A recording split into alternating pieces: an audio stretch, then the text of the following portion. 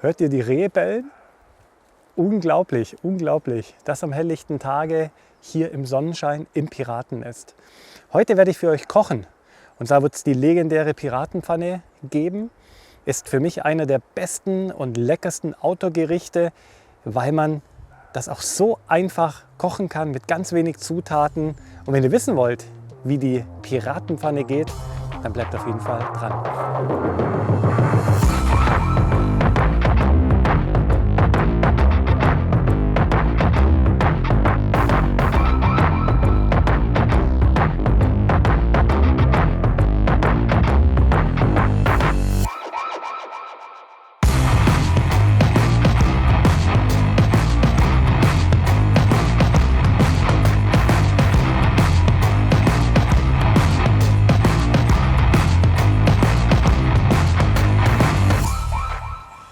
Ahoi Leute, ich bin Atze der Buschpirat. Herzlich willkommen hier direkt aus meiner sonnigen Outdoor-Küche.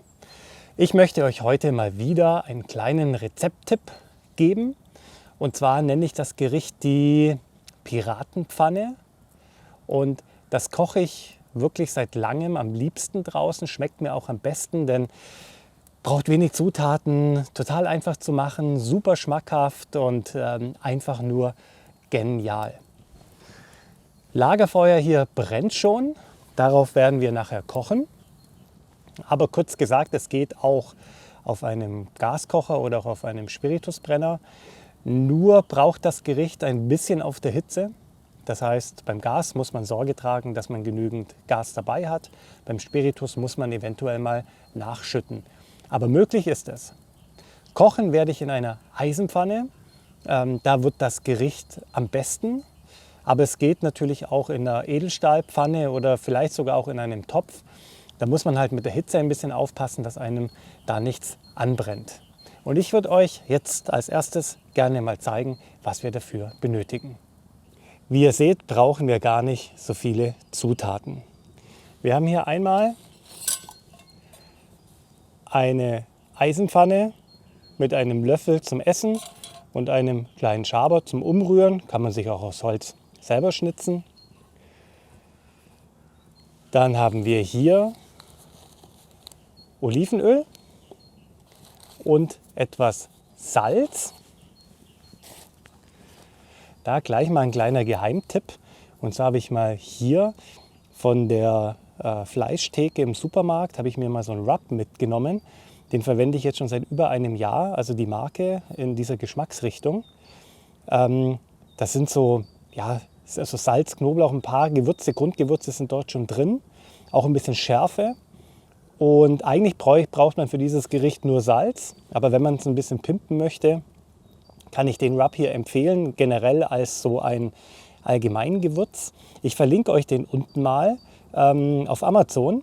Aber Vorsicht, da ist er sehr, sehr, sehr teuer.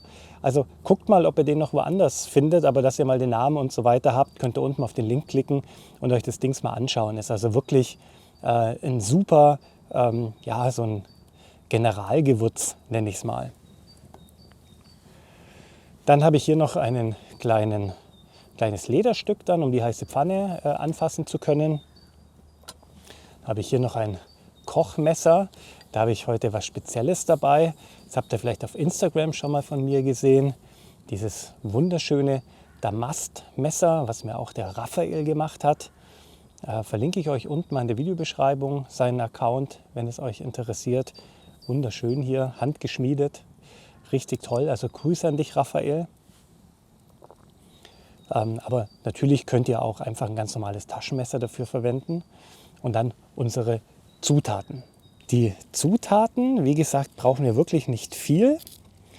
Die Grundlage bilden hier die Kartoffeln.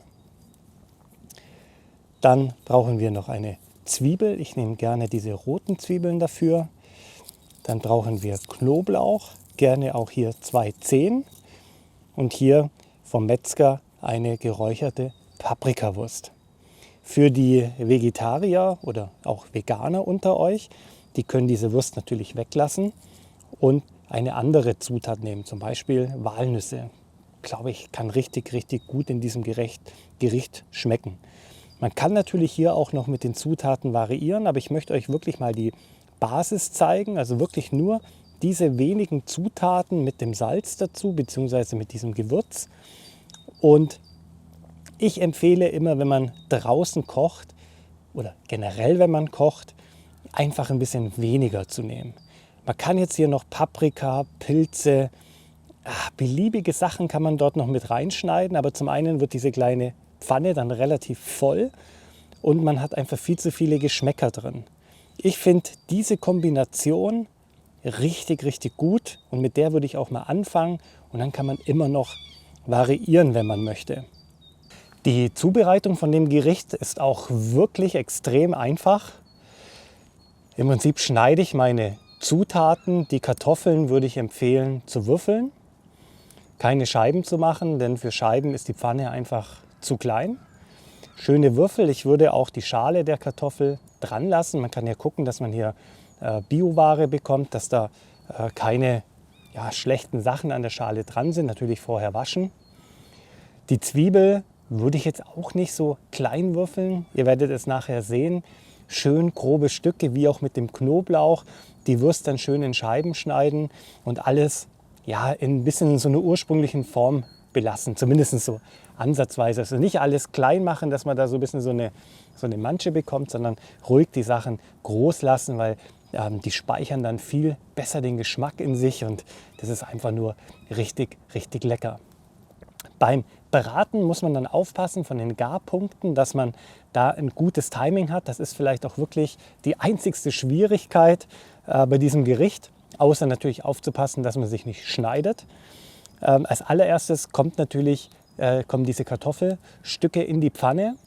Die brauchen dann wirklich ein paar Minuten. Da darf man auch nicht zu früh den Rest schon dazugeben, weil sonst ist das Gericht fertig und die Kartoffeln sind noch nicht ganz durch.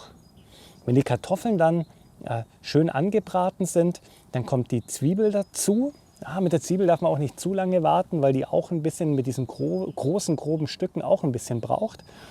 Dann kommt am Schluss erst kurz vor dem Ende der Knoblauch dazu, dass der auch noch ein Röstaroma entwickeln kann, aber nicht verbrennt. Und gleichzeitig zu dem Knoblauch dann auch die Wurst, dass die noch ein bisschen Fett verlieren kann, dass die noch ein bisschen mitbrät und dem ganzen Gericht noch mal so einen richtig deftigen Geschmack gibt. Und ich würde sagen, jetzt habe ich genügend gelabert. Das Feuer wird immer heißer. Ich schneide mal die Zutaten und dann geht es ans Kochen.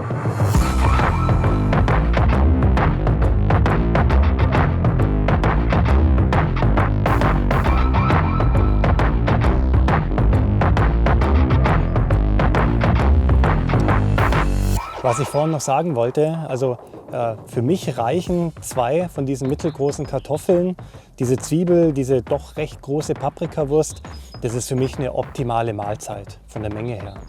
Und diese Menge passt auch ideal in so eine kleine Outdoor-Pfanne.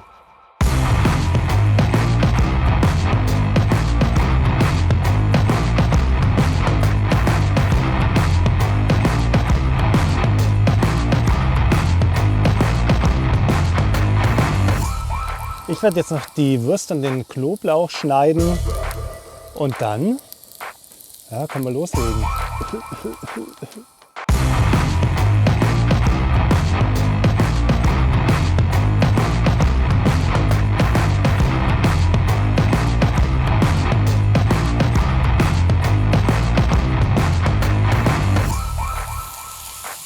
Gerade mit so einer kleinen Pfanne muss man echt häufig umrühren.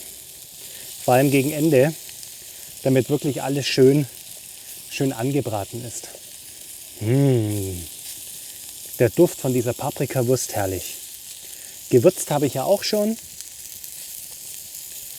Wie gesagt, man kann auch nur mit Salz würzen, schmeckt auch total lecker.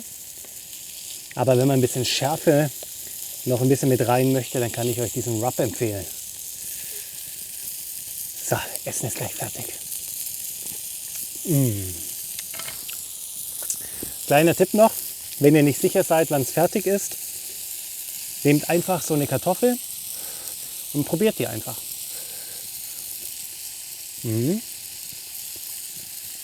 Fast fertig. Die Wurst kann auch noch ein bisschen, von dem her noch 3-4 Minuten und dann sind wir soweit.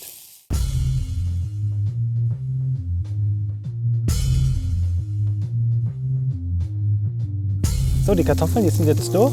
Ja, und jetzt lasse ich es mir schmecken.